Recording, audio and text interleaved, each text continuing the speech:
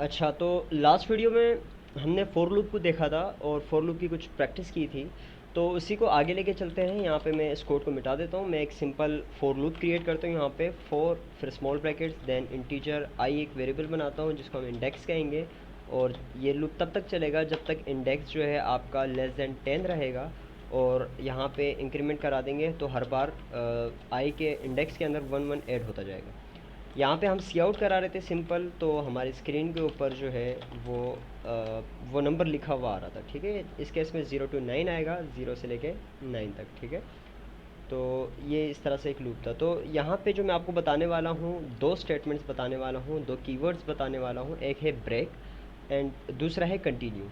तो ब्रेक का मतलब क्या है, यहाँ पे इफ़ यूज़ करते हैं। एक फॉर एग्जांपल मैं चाहता हूँ कि यहाँ पे सी आउट हो 1 से लेके, यहाँ पे लूप को 1 से स्टार्ट करते हैं एंड इसको 10 तक लेके जाते हैं। तो इक्वल लगाना पड़ेगा क्योंकि हमने 1 से स्टार्ट किया है।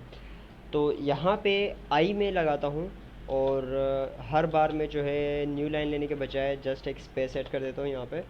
अब मैं ये चाहता हूँ कि लूप 1 से लेके 5 तक चले, जैसे ही 5 पे आए आपका लूप जो है वो ब्रेक हो जाए। तो उसके लिए मैं क्या करूँगा, यहाँ पे मैं एक इफ़ की कंडीशन लगाऊँगा और यहाँ पे मैं कंडीशन लिखूँगा, अगर आई इक्वल टू हो जाता है 5 के, जैसे ही ये 5 के इक्वल होगा आपने यहाँ पे कर जाना है ब्रेक।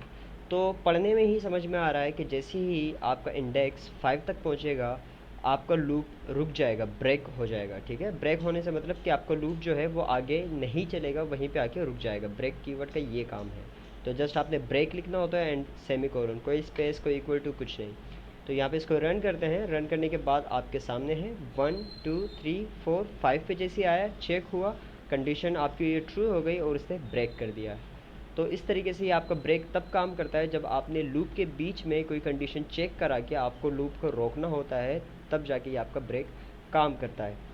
ठीक है, सेकंड जो कीवर्ड हमारे पास है वो है कंटिन्यू। कंटिन्यू का काम क्या है, मैं चाहता हूँ कि जो काउंटिंग है वो 1 to 10 चले। ठीक है, जैसे कि इस केस में चल रही है। यहाँ पे अगर मैं इसको रन करता हूँ 1 to 10 चले, लेकिन मैं चाहता हूँ कि जहाँ पे 4 आ रहा है वहाँ पे ये स्किप हो जाए, वहाँ पे 4 को प्रिंट ना करे बल्कि 1 2 3 देन 5 6 7 इस तरीके से ये जो है इसको प्रिंट करे। तो उसका तरीका क्या है, उसका तरीका ये है कि यहाँ पे मैं लगाऊंगा इफ़, और इफ़ के थ्रू इफ़ के अंदर जो है मैं एक टेस्टिंग करूँगा कि जैसे ही आई इक्वल टू 4 होगा, ठीक है, तो आपने कंटिन्यू कर जाना है। कंटिन्यू का मतलब क्या होता है, कंटिन्यू का मतलब ये होता है, अच्छा ये कंडीशन हमें सी आउट के ऊपर लगानी पड़ेगी क्योंकि अगर हम कंटिन्यू कर भी जाते हैं तब भी सी आउट हो चुका होगा तो इसका कोई फ़ायदा नहीं होगा। इसलिए हम इसको इफ़ के कंडीशन के ऊपर लगाते हैं और सी आउट की कंडीशन के ऊपर लगाते हैं, सी आउट स्टेटमेंट के ऊपर लगाते हैं। ठीक है, सॉरी।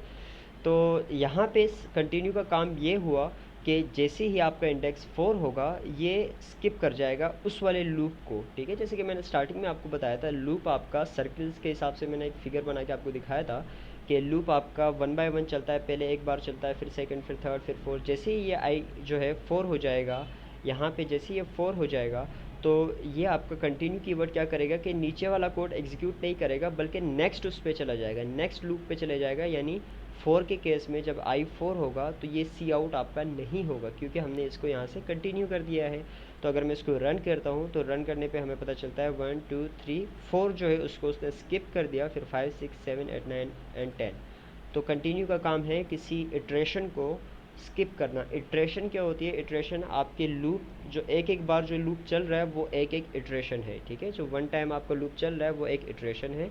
तो ये 10 टाइम चलेगा तो यानी इसमें 10 इटरेशन है। तो इसको इस तरह से आप इस सी प्लस प्लस की लैंग्वेज में कह सकते हैं कि जैसे ही ये 4 पे आएगा ये एक इटरेशन को स्किप कर जाएगा और नेक्स्ट इटरेशन पे चला जाएगा।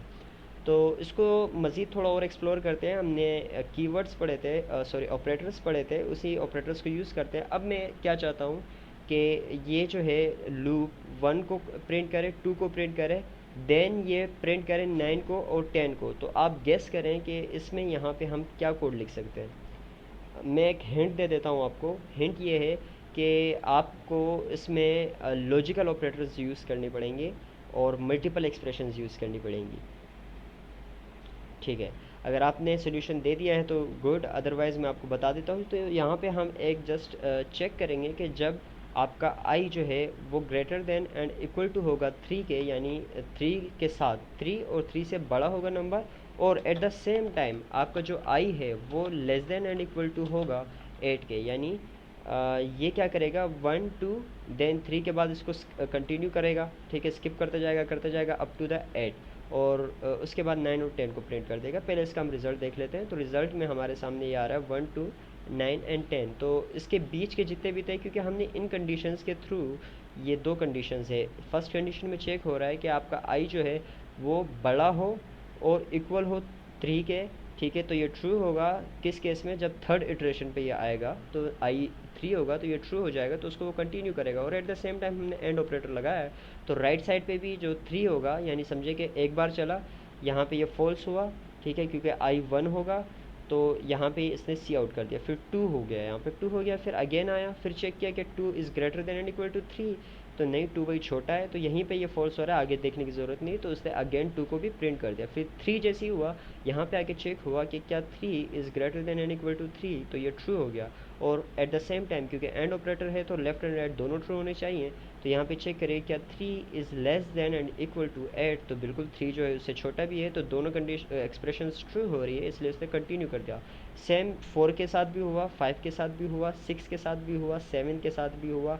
8th वाले केस में भी जो है 8 is greater than and equal to 3, बिल्कुल 8 जो है वो 3 से बड़ा है, और एट द सेम टाइम 8 जो है वो इक्वल है, लेस देन तो नहीं है लेकिन इक्वल है, तो ये less than and equal to दोनों चेक होता है, तो इक्वल है 8 के, तो भी ये ट्रू हुआ, तो इसने उसको भी स्किप कर दिया। फिर आई जो है आपका वो 9 हो गया, तो जैसे ही 9 हुआ तो यहाँ पे चेक हुआ कि 9 3 से बड़ा है, बिल्कुल बड़ा है, लेकिन 9 जो है वो 8 से छोटा नहीं है, 9 8 से बड़ा है, ठीक है, ठीक है।